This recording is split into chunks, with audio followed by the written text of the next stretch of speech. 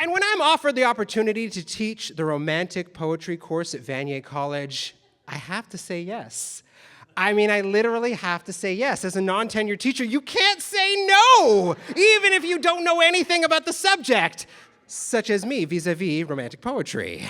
It's not that I don't like poetry. I kind of do. I know some people love it. But romantic poetry, that's like poetry on top of poetry. If you're not familiar, the Romantics are those Enlightenment-era poets. They're writing about the power of nature. They're writing about feeling, the experience, the sublime, whatever that means. They are writing about things that are so authentic, so raw, so true.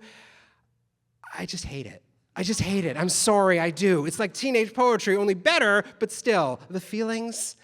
But it's fine. I literally have to say yes, so I say yes. Here I am, Matt Goldberg, teacher of romantic poetry. Luckily, I have a superpower as a teacher. When I start any class, every class, doesn't matter what the genre, what the theme, I ask my students, what's the last great book you read? And we all have to answer the last great book you read. And the great thing about this, it's an icebreaker. You get to know who's in the room. You get to know who the brown nosers are. They're my favorites. And I say something about every choice. I have to. I have to say something about literally every choice. So, The Catcher in the Rye. Very nice. You're a bit of a rebel or a sociopath. Either way, I got my eye on you. That's fine. That's fine. The Great Gatsby. Great choice. I'm glad they're still teaching the classics, am I right? And I mean, who couldn't still write an essay about that green light? The Kite Runner. Wow, did you find that on your own? No, okay. Well, my compliments to your English teacher. That is a breathtaking, terrifying book. It's incredible. Thank you. I'm going to confess something here now, folks. More often than not, I have not read any of these books. And yet I am compelled. It is like I am possessed. I have to say something. It has to be clever, but not too clever, a little dad jokey maybe, but I've got to say something every time. Like, okay, look, I really meant to read Catcher in the Rye, but at a certain point in your life, you can't read those books anymore. I tried to read Vonnegut again, go back, finish the series, and the other English teachers made fun of me. And I mean, I watched the film of The Kite Runner. That was great. I love that movie. I didn't see The Great Gatsby, but I mean, we're all finished with Baz Luhrmann, aren't we? I mean, come on. I want to say I've read all of these books. I want to go back and do all these books, but I'm just so good at getting by without doing it. I am like the talented Mr. Ripley, but for books you were supposed to read in high school. I will add that The Talented Mr. Ripley is another book I haven't read, but I admire the career of Matt Damon. So I go on like this. I figured this is how I'm going to get through romantic poetry. I'm just going to freestyle my way through Keats and Yeats and, whoever else there is. Coleridge, I guess. Who's going to know? These are CEGEP students. They're 17. They don't care about anything. My first day, front row center, there's this girl, long floral pattern dress. She writes everything in a fountain pen, all these color-coded moleskin notebooks. She has a tote bag from Shakespeare & Co. Yeah, this girl's a poet. I can just tell. I can just feel it coming off her. She knows, she's watched the movie Bright Star many times. I'm going to be found out I am a fraud. So, I say, what's the last great book you read? It's fine. Like, obviously, it's fine. It's going to be fine. She ends up being kind of my TA. She can define the sublime, something to this day I can't do. She covers those parts that I don't know, and the course goes extremely well. And I'm sort of glad to be able to offload some of that complicated brain work, because I am not in a position in my life right now where I can spend much time thinking about the ephemeral, the departing, the moment that is leaving us. I just have this stuff that's happening. I've got this 2-month-old daughter at home who isn't sleeping, and that is certainly not the sublime.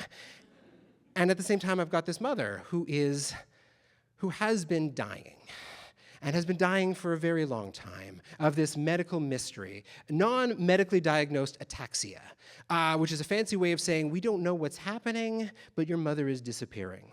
The connection between her mind and body is fading away, and she is getting lost in the spaces between words. She is getting more and more uncoordinated. And this woman, whom I loved, who is so witty and so sharp and sometimes so mean, is just getting further and further away. And while I'm distracted with romantic poetry and a 2-month-old daughter, her medical condition goes from grave but confusing to very serious when she contracts pneumonia, and she ends up in the hospital, and then ultimately is transferred to a palliative care facility. a facility for those who are leaving. I try to visit when I can. I try to be there when I can, but it's hard. So when I go in with lots of props. I go in with pictures. I have that one photo of Ella with my mom, and it's beautiful. I put that right there beside her. And I have pictures from vacations that we took together as a family, and I just talk. She used to be a teacher. She can understand some of the things I'm going through. But as she gets further and further away from me, I have to fill in more of those spaces, and it occurs to me to read to her. No, I'm an English teacher. Reading to your mom at the end of her life, that's symbolism right there. But what do you read, right? Like, what's the right book? At first, I'm like, Proust! My mom loved French literature. This is the right choice. But then you remember that Proust wrote Remembrance of Things Past on his deathbed, and that seems extremely morbid, so no Proust today, thank you very much. Save the Madeleines for later. What else do I have? I have the newest book, not newest, the newest in translation from Carlos Ruiz Zafón, who is this Spanish novelist. Okay, I love a good European book. The Shadow of the Wind, a book I lent to her a long, long time ago when she was still reading. That's a great book, and I start to get into it. I start to read this novel with her, but it's long. It's not like long, it's a thin book, but it's long, it's dense, it's twisty, it's meta. It gets a little sexy at times. This is not the vibe. I close it. Mom, is it okay if we just, can I put this? She nods more emphatically than you've ever seen a woman with non-medically diagnosed ataxia nod. Okay, so back to the school bag. What else do I have? I don't have any more pictures. I don't have any more. I've got my school books. Amazing. I break out my course pack for my 101. It's got all my short stories in it. I'm flipping through looking for a good short story. Faulkner? No. Faulkner is too many words, too dense, too easy to get lost. Hemingway? No. Okay, what else do I have in here? Carver. You cannot read your dying mother, Raymond Carver. There's a law somewhere. Throw it away. The short stories aren't working. What else do I got? I got the romantic poetry. I crack open that course pack, and I, for the first time, connect with Keats. John Keats, a man who died very young, who was aware of it, who knew and was experiencing the moment in a way that we all think we can. It's right there, and it makes sense for the first time, that sense of loss. Moving on, I got Blake. I forgot. I actually used to really like William Blake. The Songs of Innocence and their cynical counterparts, the Songs of Experience. It actually reminds me of my mom a little bit, that way she could be kind and cruel all at once. And then I get to Wordsworth. I wandered lonely as a cloud. I wandered lonely as a cloud that floats over a hill and vale. It's a poem that describes the speaker meditating, not physically there, but imagining being over the space, describing the fields of flowers, describing being outside of his body and just free. And I think about my mom, and I think about how trapped she's been for this last decade, how limited. And I close the book, and I look at her, and there's a conversation we've been meaning to have that I've been avoiding. Mom, I know you said you wanted to go. Do you still? She just squeezes my hand. There's not really much to say after that. But I'm me, and so I'm saying, okay, but that's not very clear. If you want to go, I understand. We love you, and you can go. But could you squeeze my hand 2 times? And again. But it's me, and so I say, okay, but this time, if you're really, really sure, and she just squeezes my hand one more time. And now there really is nothing left to say. I come back to the palliative care facility the next day. It's a beautiful autumn day. Clear blue sky. I leave Catherine and Ella, my daughter, at the door, and I walk into this facility where my dad and my brother are waiting for me, and they are manly and quiet, and they say, go in and do what you need to do. They're gravelly like that. And I go into this room, and I don't know what I'm supposed to do.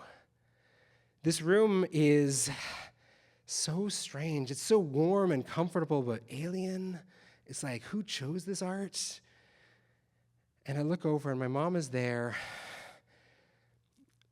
They've covered over her with a blanket, and I'm grateful, but I can just see the fringe of her hair, so I look away because I cannot look at that. And I look at the books on the wall, which I don't know who chose those. And the art again, is this from IKEA? And the coffee table is definitely from IKEA. And I hate this because this is so not her. I have never been in a room that is so not her. And that's when it hits me that she's not here. Her body is 2 feet away from me, but she's not here. I have never been in a room more absent of Alana Fallon Goldberg than I was in that moment. And I look at the patio doors that her bed is facing, and I think this must be the last thing she saw, this beautiful autumn day. And look, the door is open. I push out into the courtyard, I step outside, and I just look up at this beautiful day, scanning the skies, clear blue, not a cloud in sight. Guess she wandered off somewhere else. Thank you.